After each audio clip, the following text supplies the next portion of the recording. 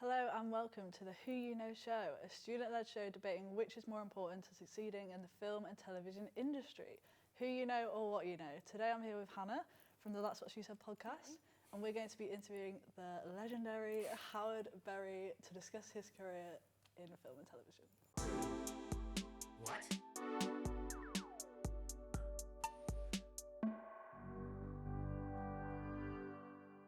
So Howard, thanks for joining us. For anyone who doesn't know who you are, would you like to give a quick introduction of who you are and what you're currently doing?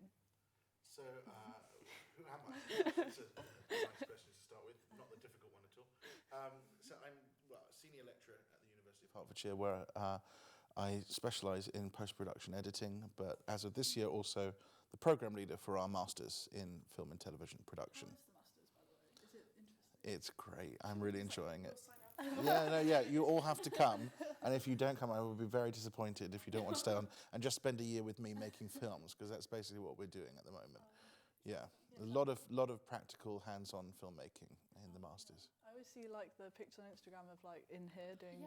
Yeah, so for the first 16 weeks of term, 11 weeks we're shooting every Wednesday. Really? Wow. So yeah, I just wanted the students, it's called film production, so I was like, well, let's make stuff. So yeah, that's what we're doing. And we shot a scene in the studio on this Wednesday, 26 slates, 5-minute scene. We shot it in 2.5 hours. Oh, wow. Yeah, it was pretty good. And we had a whole bunch of extras and all sorts going on. Yeah. Right, I've got some quick fire questions. Oh, okay. Do I have to give quick fire answers to them as well? I'm not allowed. Do I have to? Okay. So, did you do any A-levels? I did an A-level just one, because I did a BTEC. My school, you had to apply to do A-levels and stay on. They had this sixth form that you had to apply to do, and you had to get approval from your form tutor to sign the form. So I applied to do A-level art, A-level graphics, and A-level music, and he went, "Why would I sign a form for you?" was his first thing that he said, which I thought, okay, fair enough. And then secondly, well, once you've taken off 2 of those silly subjects and put 2 serious subjects on, then maybe we'll consider having you stay here. So at that point, I walked out and left the school when I was 15. And so I did a BTEC, National Diploma in Graphics, Multimedia, and A-level Art and Design. So it was the equivalent of 4 A-levels. Yeah, well, I did PE, geography, and maths, so not really related to film, but yeah. I did do film, so but normally people film A-level, it's not real. It's See, we didn't have film. There wasn't an option. It was multimedia is the thing, and multimedia at the time kind of meant an interactive CD-ROM or something like that. You know, that used to get free on the cover of a magazine. So they taught us things like that. I could make the most beautiful interactive CD-ROMs from the 90s that you could ever want. It's totally useless, but the attraction of it for me was it had graphic design in it, there was art in it, and there was video essentially. And so that was the first time I sat down with, I would say, a professional video editing program, which was version 4 of Premiere. So yeah, a long time ago. Had you always been interested in video then, or film? Yeah, I wanted to make films from the age of 6, and I was given a cine camera, a Super 8 cine camera, which was called a Braun Nizo, and I thought Brauns they made razors and toasters or something, but yeah, it was this wonderful Super 8 camera, and so I used to use it to do stop motion animation with, because you could have a little manual shutter control, and so yeah, I used to use that from the age of 8. To make cine films, yeah. Have you still got them all? I still have the camera. I don't know where the films are. They might have been lost somewhere in the depths of my father's house. Oh, right. Did you go to university after A-levels? I did. I went to university in Cheltenham. It was at the time the Cheltenham and Gloucester College of Art and Design, and then it became, in my second year, the University of Gloucestershire. And they closed the art campus and spent all their money on sport. In fact, the campus that I worked on now, they tore down, so it doesn't even exist. What degree did you do? So that was a it was a very oddly named degree. It was called Design for Interactive Media. Again, I was interested in film, and film courses, again, didn't really exist as degree. There was a video course there. They had a degree in video or videography or something. I can't quite remember what it was called. And there were 5 courses within the same kind of subject group that I was in, and which involved, there was advertising, there was just pure graphics and illustration, that kind of thing. Then my one, which was Design for Interactive Media, which was kind of like the multimedia thing I'd already been doing to a more advanced level. And then they had photography, and then they had this video course. And I was keen on the idea of the video course, but they shot with a DV handheld camera, the same that your parents have to take when you go on holiday and they film, you know, a seagull or something.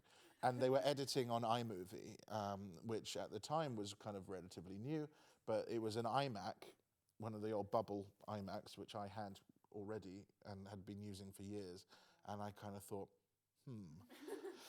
I can already do that kind of stuff.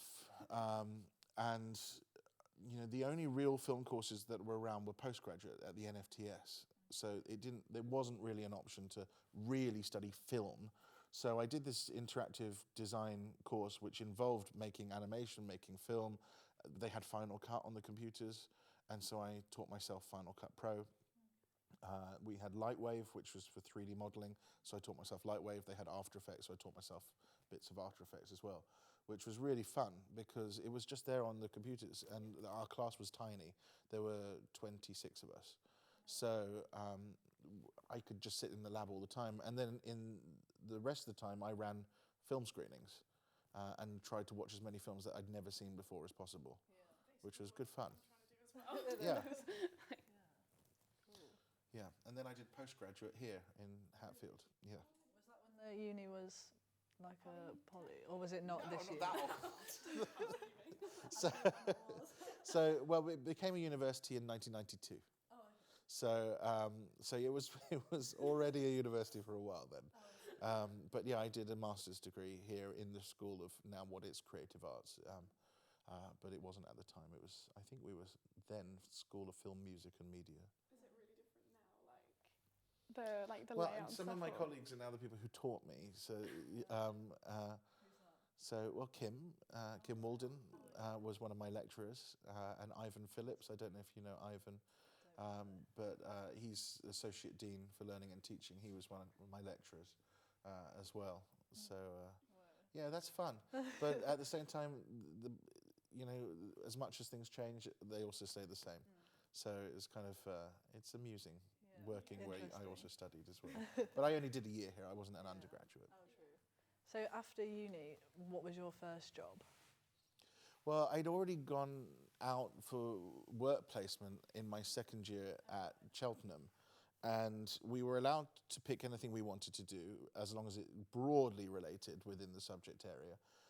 And I was always one to ignore every brief that was set for us, do what I wanted, and then justify why it fits the brief afterwards, in which it totally didn't, but it didn't matter to me because I got to do what I wanted.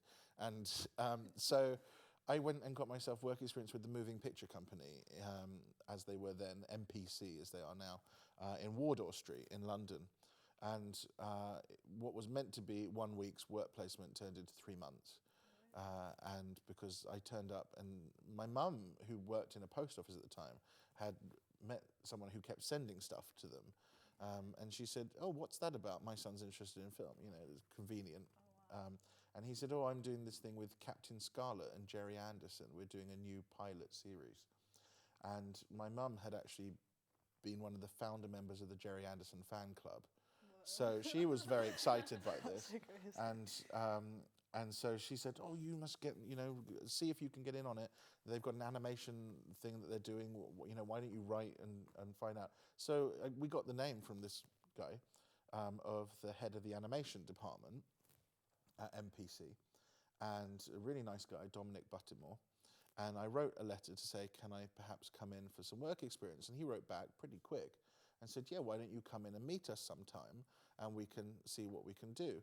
So I turned up and then said, "I'm here now.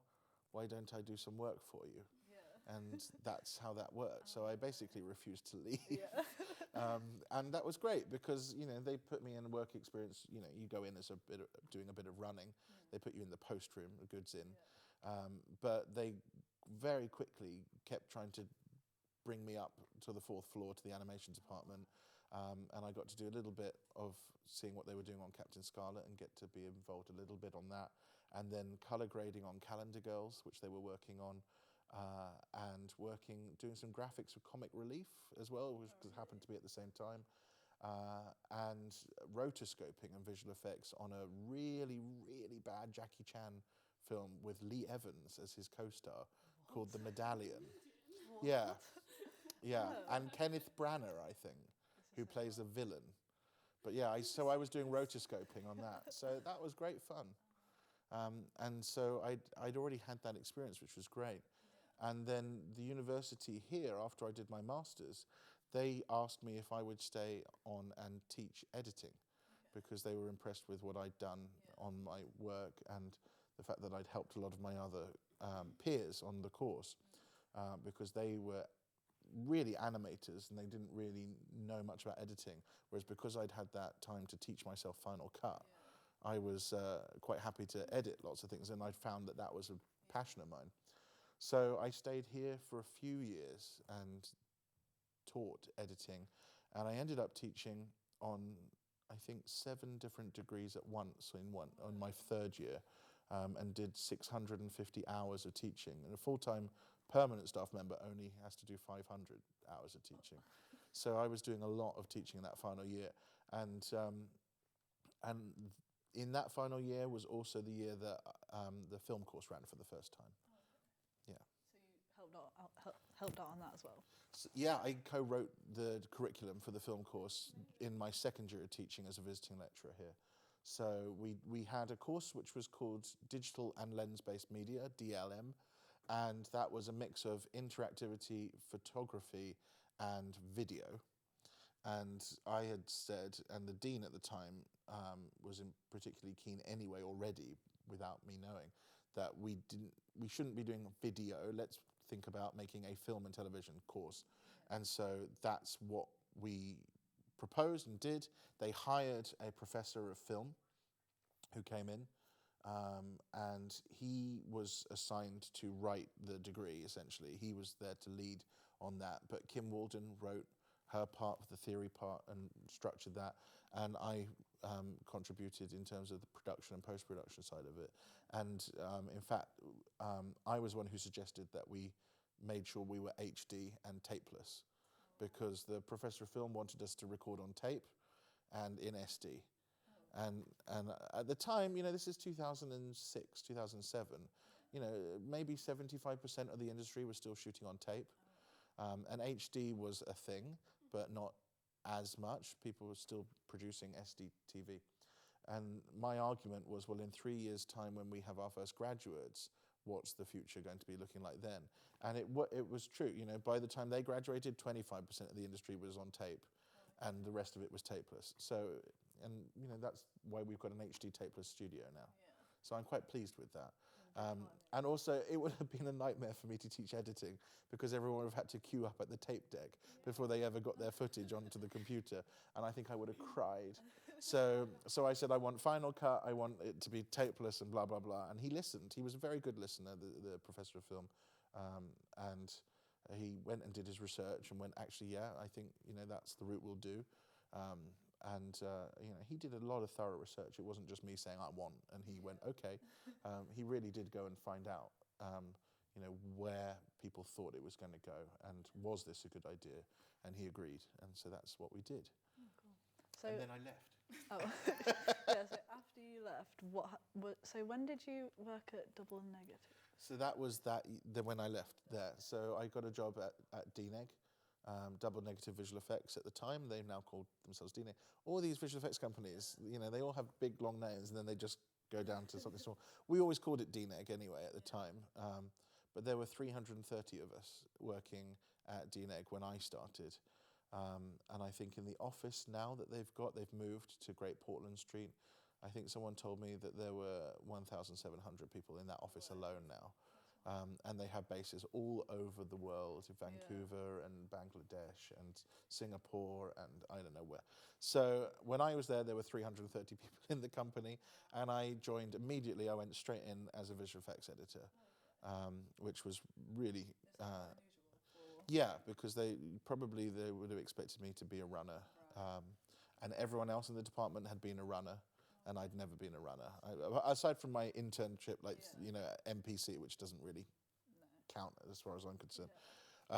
No, I walked straight in as an editor, which was great fun. Get people's backs up. A few people, Like, who's this guy? a few people weren't too keen on the fact that I hadn't done that. Yeah, I was hired, and I did the job I was hired to do, and that wasn't my decision. I applied for a job as an editor, and they said yes. So, it was an interesting experience. What was the first film or bit of TV that you did there? Well, at the time, DNEG didn't do TV at all.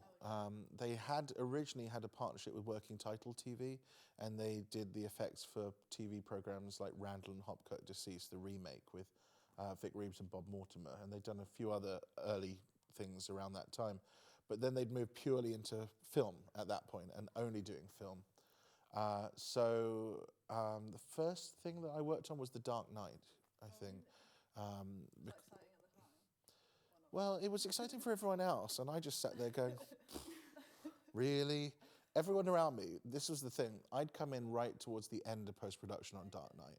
So everyone else around me was losing their heads about how great TDK was. Oh, the TDK, oh, what a great show this is. Oh, it's so good, it's amazing, it's going to be the best film that's ever been made. And I'd seen Batman Begins at the cinema and thought it was awful and stupid in many, many ways, which just really irritated me. And so the fact that they were doing a sequel and they were all going nuts over it, kind of, I was like, what have I walked into? Who are these people? They have strange taste.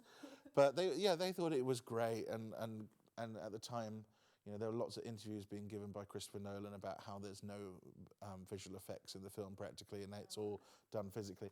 800-something visual effects are in that film. Yeah. So there's lots of visual effects. So they asked me to do, we had a department of about 8 people in editorial. And no one in particular was keen on working on the Steenbeck, which is a flatbed film editor, which runs 35mm film through it. And we were working with print. So these were for dailies or something, I don't quite know what it was for. But that all needed to be spliced and cut and put into reels. They all wanted to touch the machine. Oh, toys, computers, I like my computer. And I was desperate to get on the Steenbeck. So I was lucky that I got to spend about 3 months cutting print dailies on Dark Knight on the Steenbeck because no one else wanted to touch it. So that was good. And then at the same time, they asked me to provide an edit of the trailer for Hellboy 2 with updated visual effects as well. And that was interesting because I was told on the day that it needed to go out. We'd like this trailer done. You need to do it. Come off whatever you're doing right away. And here's the FTP details for Apple, and it needs to go up on the Apple Trailers website. You need to deliver it by 5. And that was intense because there were still artists rendering their shots at the time. And I was trying to assemble it and cut it back together. That was a really interesting experience. And the boss kept running in frantically in a sweat going, is it done yet? Is it done yet? And I'm like, it will be. But you can't kind of say things like that. You have to go, well, yeah, I'm working on it. But when you're relying on artists, and also in editorial in a visual effects company, the artists are gods, and editorial, you are the person who is a button pusher. Yeah. You don't have a say in anything. So you want to say, can you just tell the artist to hurry up? Yeah. But you can't. And one of them rendered his shot with all the text of the metadata and all the shot information burnt into it. And there wasn't time to re-render it. So I had to punch in on the shot in the edit. And so the version you see in the film is a much wider shot than the version in the trailer because I had to crop out the top and bottom of the image because it had all the file name and all the text and the frame count and the everything and the stop and the all of it was there. and you just think, oh, you know. But that was fun. And then it was 6 o'clock. It was on Apple's website. Wow. Here's the new trailer for Hellboy 2. That's so crazy. So that was kind of fun. Was that the most stressful day you've ever had, or was it even stressful? Just another day. See, for me, it wasn't stressful. It was just amusing. Yeah. I think it was kind of like, yeah, this is okay. I'm getting to cut a trailer, and this is fun. What was stressful is having a manager who wasn't happy to let you get on with setting you a task and then trusting that it would be done. And if there was a problem, I would go to him, And because I didn't come to him, he kept coming to me going, well, what's going on? Is it? And you're thinking, yeah, all right, I'm on it. Yeah. So it wasn't stressful other than managing my manager in a way. I guess, yeah. Okay. Do you get stressed? Have you been stressed about editing stuff in the past? Or do you always just kind of edit? What's the most stressful? Is there anything? I've never been stressed by an edit. Wow. I don't think it's only a film. Just thinking about it obviously stresses me out. So.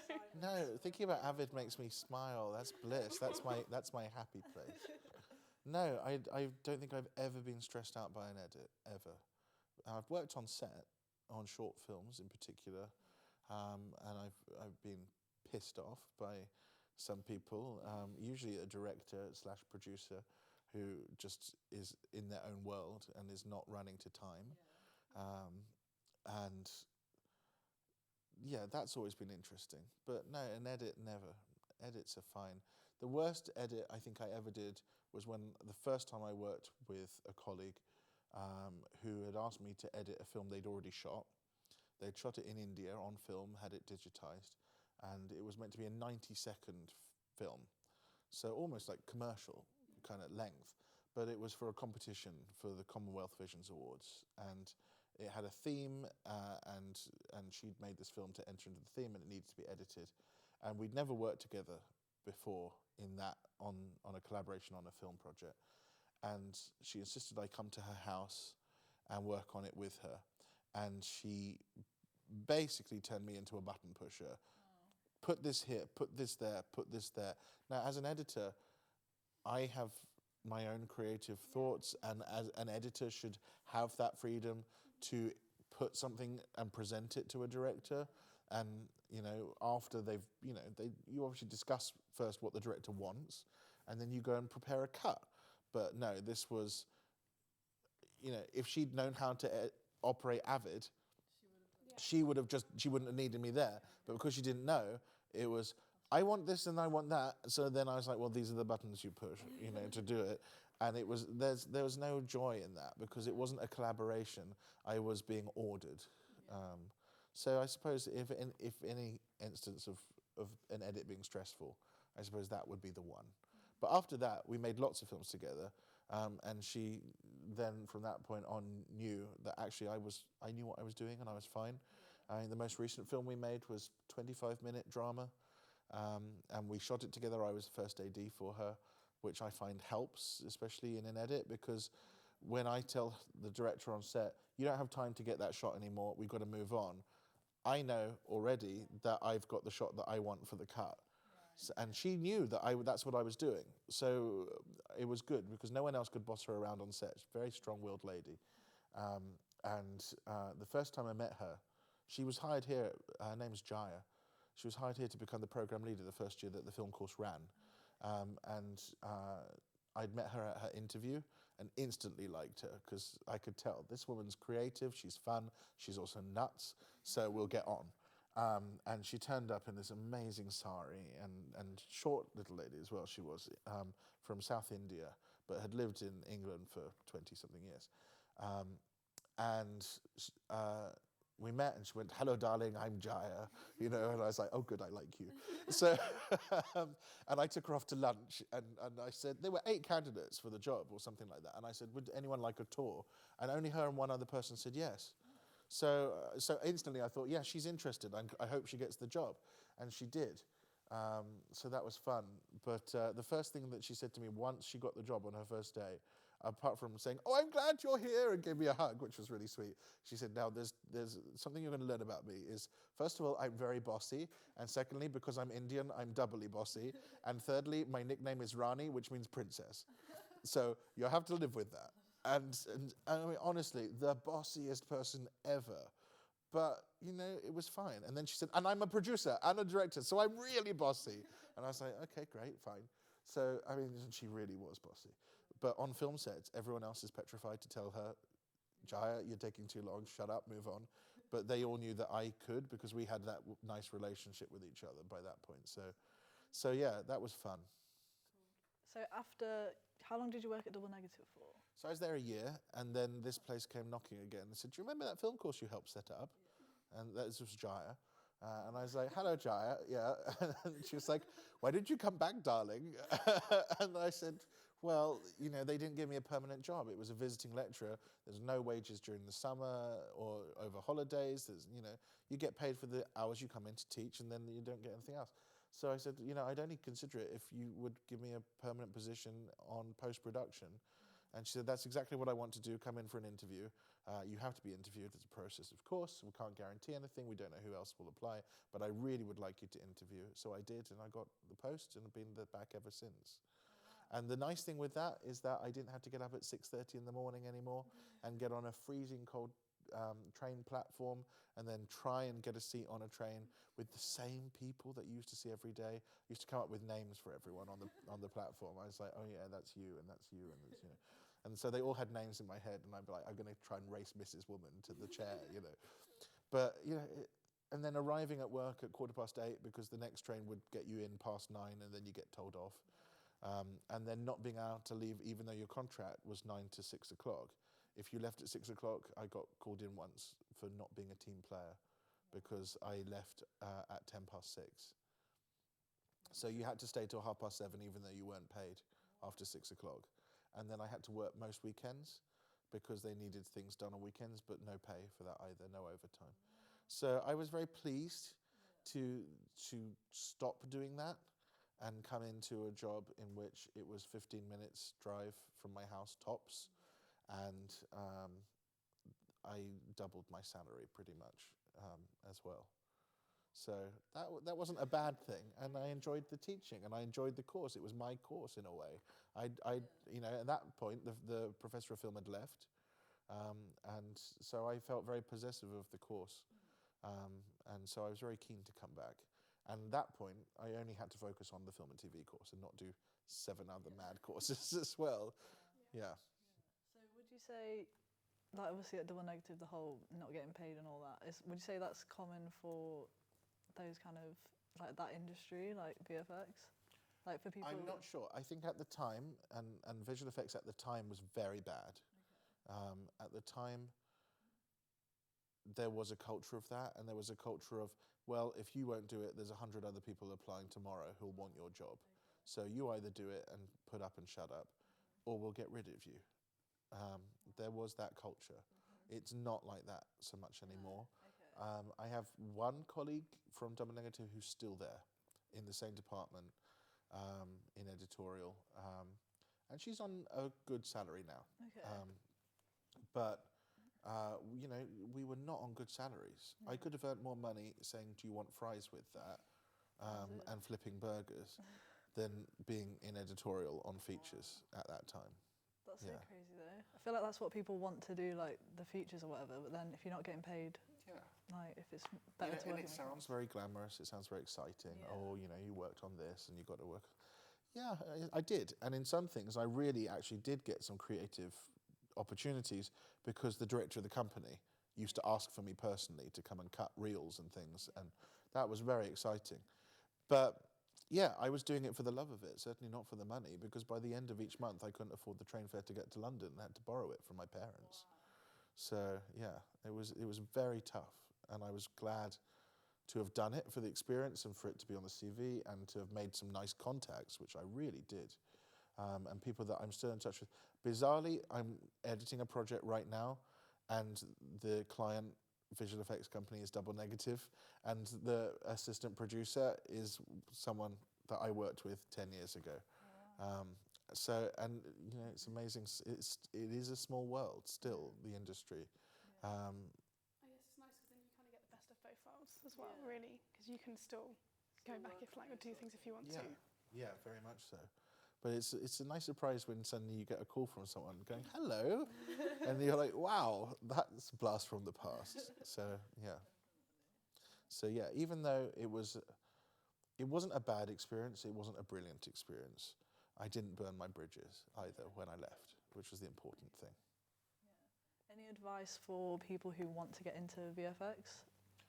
Well, see, what I was doing was VFX editing, so so it was very much still editing, but into a VFX pipeline, Right. and so it's different in some respects. Okay. There are lots of opportunities, though. I mean, there's so many VFX companies now, and like I said, with the growth of DNEG from what it was, the size it was when I started, and size it is now, they need people, sure. So just apply. And they are always looking for people to come in. But they see editorial as one step up above runner, Oh, right. Okay. almost. Yeah. Okay. Okay, so the things you do now are more like, would you say more documentary, the things the projects outside of uni? I do a mix of things. So over the past 10 years, I've worked on festival dramas, shorts. I first AD'd with my friend Jaya, maybe 4 dramas with her. And then with my own projects that I've instigated myself, they've mostly all been factual, either corporate or documentary in nature. So I made a documentary about a chalk stream river in Hertfordshire, which might not sound like anything that anyone would really be interested in. But a campaign group approached me and said, will you make a film? We have a river, and for 20 years the water company had pumped it dry and killed everything that lived in the river. And I thought, that's an interesting story. I want to tell that story, and I want to help these guys, maybe save their river. So they'd spent 20 years campaigning, and no one had listened to them really. And so we made a film, and the film is 35 minutes long, 40 minutes long. We did oral history as part of it. We interviewed people who remembered how the river used to be. We got scientists. I found a biological scientist from the university, which was lovely. Yeah. So it's nice to bring in, expertise from here as well. I managed to get student crews as well, so they could train people. And the film premiered. They hired the Hertford Theatre, which is a 450-seater, and it sold out. And I was amazed, because I really thought, our little film about our little river. And the fact that they'd always said, well, no one's really interested. It sold out. And the water company came to the screening and made an announcement that they were going to stop pumping the river, which they have. They've actually, at their own expense, installed a separate pipeline to divert the pumping so it doesn't come from the river anymore. So, that was a really nice feeling of an achievement of something that I had made, produced, directed, edited, and shot. And it actually had an impact in lots of ways, which I didn't ever think could happen from a small film. So that was very, very nice. At the moment, I'm editing a drama, but it's a drama that's been designed as a campaign film to help raise money for a new cancer treatment. And so that's very exciting. And that was shot with students here, and they shot in here with green screens. And so that's why we've got visual effects going on. And that's good fun. So I do a mix still. I like to always constantly do things. And then the latest project that I instigated of my own was a corporate film about vegetable growers, industrial vegetable growers in Hertfordshire and Essex. And in fact, 10 minutes from here, there's a site which grows tomatoes. They supply all their tomatoes to Tesco, and they're one of the biggest growers in the country. And you wouldn't know that it's 10 minutes from the university. No one knows these things are there, these giant glass houses, and it's all done with robotics. And it's quite exciting. So that was fun to film. Yeah, so you went in there and filmed all the... Oh, went into the glass house. I hired a graduate from the film course who graduated 4 years ago. He's gone off and had a very good career working as a cameraman. And he was so good. And I said, come back, I want to hire you to shoot this film. And it's lovely to be able to pay, actually hire and pay good wages as well. We got, paid him very well. and he shot for me. He was my cinematographer, and I hired a graduate from a year ago to do the sound recording for me, and then I took on 3 students as production assistants who were currently here for the 3 days of the shoot, 1 for each day. Oh, right. Well, Cool. if you have any more, students, Yeah. No, yeah, it's good that you like get students involved because obviously opportunities are difficult to come by. So much As a student, yeah. Yeah, an opportunity to be out on a shoot, and a professional shoot that has to be conducted professionally, and I was proper call sheets and all of these things, and you're in front of clients. It's a great learning experience. You learn the best, I think, on a film course if you're attending someone else's shoot where you're seeing how it's done. Yeah. Because when you're doing your own shoots, you can relax a little bit, and because you're working amongst each other, and you can not have to maybe do all of the ticking of all the boxes and things. But if it's a professional shoot and you're getting that experience to see how that's done, it has to be done professionally. Yeah. Cool. So, would you say your whole career, what's been more impactful, who you know or what you know, or a bit both? I'm not entirely sure if it's either, which is now going to be an interesting response. I think it's not about who you know or what you know, because I didn't know anyone. I had an address of a name of someone through some person my mum met in the post office, which got me an opportunity to put myself in front of someone at MPC. But it was down to me saying, well, I'm here now, why don't I stay? Because he was going to go, oh, well, maybe, that's nice. Now we met you, you can apply for some, experience with HR or whatever and come back in a month or something. But so I just said, no, hello, I'm here. Why don't I make myself useful? And I've always not been shy of asking. Yeah. You never know what you get, just Yeah, asking. that's it. This studio is named after Mike Newell. And it's because I wrote to Mike and said, hello, we're a film course in Hatfield. I understood you grew up in St Albans and you're a local boy. Would you like to support the film production students in your home area? And he went, darling, would be delighted, and that's how that came about. Wow. And so now Mike and I are good friends, and I invite him to come and give lectures to the students, and he loves doing that. And 2 years ago, we were invited by Mike to take students who were specialising in post-production for their final year films in sound to come to the dub of his most recent feature film at Delane Lee in Warner Brothers. I mean, that's, the generosity of people. But it's because I had the gumption to send an email and say, hello. It's the same with Walter Murch. Yeah. Our editing suite is named after Walter. And Walter's probably one of the biggest names in editing and sound post-production. And we got Walter because I had written to my friend Lee on Twitter, who I'd got talking to Lee because he's a fan of The Shining, but he's the director of Toy Story 3 and Coco. And that's how we got talking. And then Lee and I are working together on a project. And a couple of years into that project, I was going off to California to film some oral history interviews. And I wrote to Lee and said, you don't happen to know Walter Murch, do you? Because Lee had started as an editor. And he wrote back and said, I don't, but one of my assistants was his assistant on The English Patient. I'll see what I can do.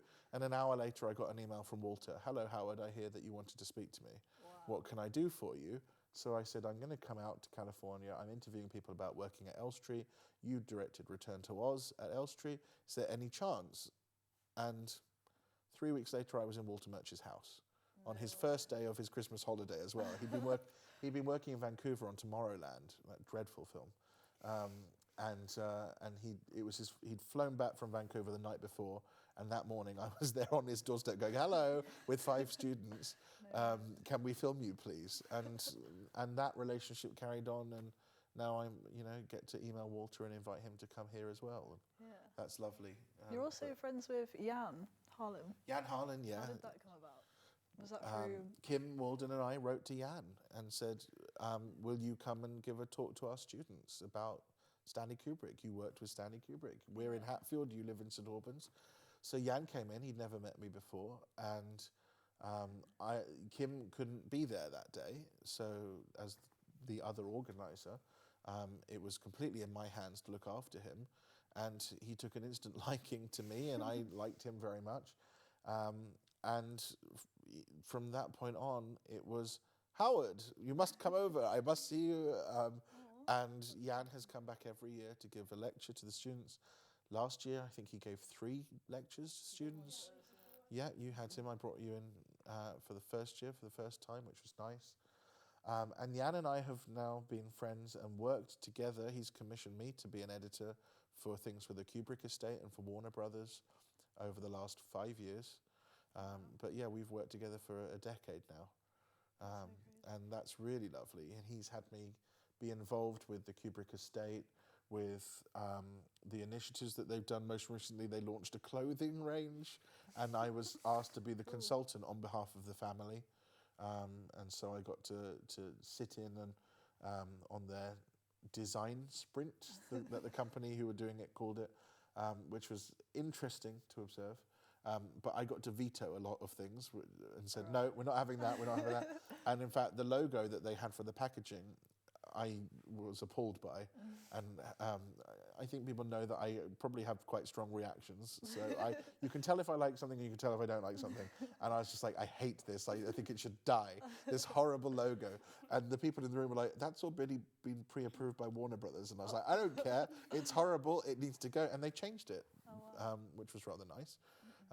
So yeah, they redid all the box packaging based on what I said I wanted it to be, which was quite nice. Yeah. I like some of the T-shirt prints they've got. I'm not keen on all of them, but you know, they had to work from a pre-approved set of. I think it was there are about 1,000 artworks on the system, and a friend who was formerly a Warner Brothers Kubrick manager, now is freelance. She and we sat in this thing and went, no, no, no, no. Yeah, we kind of like that one. No, no, no, no, no. Through all 1,000 of them. Wow. And I think we ended up saying we liked about 30. So, yeah, we weren't keen on very many. But yeah, that was an interesting experience. That's so crazy that all just stemmed from you emailing him, just like to ask him to come. But, you know, one of my friends says to me, I can't believe how you manage to continue to just check in on people, keep in touch with people, keep emails going. You know, I just do that. You know, if you like someone and they've been kind to you, you know, I've written to lots of people and said, will you give an interview for me for my work researching Elstree? I'd love you to talk about what you did. So I'm showing an interest in them anyway. And then they become friends because they enjoyed the opportunity to have someone take an interest in them. But then afterwards, I say thank you, I keep in touch, and then like a lot of the people that I interviewed related to Kubrick worked on The Shining, and then I decided to put on an event and reunite them all and bring them back to Elstree for the 35th anniversary. So I invited them to that, I got them lunch, I arranged for accommodation or transport. And yeah, I'll you know, every now and then I'll send an email. How are you doing? How are things? Which I think is just a nice thing to do. This weekend I'm off to stay with the assistant editor on The Shining because he's invited me to come and stay and watch a film at their local cinema. So people are nice. That's what it comes down to. So who you know is important. But if you don't know them, introduce yourself. I think I didn't know any of these. I didn't know Walter Murch. I didn't know Jan. You know, you've got to meet these people at some point. So if there's someone who interests you, write to them and say, hello, I'm interested in what you're doing. People appreciate that. And I think a lot of people are very generous. In the film industry, there's a lot of really nice people. Everyone says, oh, the film industry, everyone's really hard and you've got to, you know, you just got to get on with it. It's not true at all. In film industry, everyone appreciates how hard it is to get there. So if someone else approaches them and says, how do I get there? They want to help. So, yeah, people are generally quite kind and generous with their time, if they can afford to be. You know, Paul Matchless, who came in to talk about editing Baby Driver, I'd never met him before, and I thought, who's done something interesting this year? Who's someone I'd like to invite to put in front of the students, that the students will respond to, but also out of personal interest, I will enjoy as well. And so I wrote to Paul's agent, because I didn't know Paul, found his agent's details on IMDb Pro, wrote to his agent, got a reply 8 o'clock the next morning, saying, yes, we'd love to do this. Can it wait until the new year? Because it's now December. And I said, absolutely. And then he was nominated for the BAFTA and the Oscar. So when he came back from the Oscar ceremony, I got him about 2 weeks later, and he came in and did a wonderful talk. And we're still in contact, and he's now going to be coming back hopefully this month or next month. Wow. He's already said, yeah, I'd love to come back and talk to the students. So that's really nice, Yeah, you know. But it's about keeping relationships going. Yeah. And then the other thing that I'm doing is another person I interviewed 8 years ago, maybe now, or maybe 7 years ago, series production manager on EastEnders. And she wrote to me before the summer and said, hello, Howard, do you remember me? You know, and of course I did, and was very happy to hear from her. She said, would you like to come visit the set of EastEnders and talk to me about an initiative I want to do with students? And now the master's students are going to get an opportunity to go to EastEnders and meet key crew members and have a one-to-one Q&A with a whole series of crew from EastEnders. Wow. And it's exclusive for us, purely because of being able to have made that connection with the production manager. Yeah. Wow. That's so crazy. Just gotta put yourself out there. Yeah. And like I said, used to do it through Twitter. Oh, yeah. You know, I approached Lee Unkrich through Twitter. I approached Edgar Wright through Twitter. No way. Did he reply? Yeah. Oh, Edgar wow. Wright appeared in a documentary that I was making No because way. I asked him on Twitter if he would be in it. That's so crazy. Yeah. Cool. And I went to Pixar Studios twice now because I started messaging Lee Unkrich on Twitter. Wow. That's so cool. The nice thing about Twitter is it's accessible. Yeah. And people usually manage their own accounts.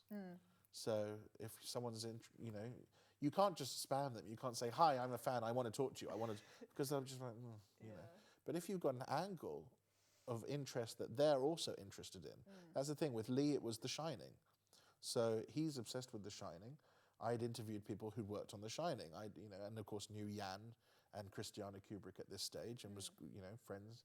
So that was my angle of saying, I didn't know you liked The Shining, but as you've got this website all about it, perhaps you'd be interested in some of these things. And that's where that started. Wow. Cool. Yeah. Well, that's great to know. Thanks for being on the show, Howard. We'll see you all next week.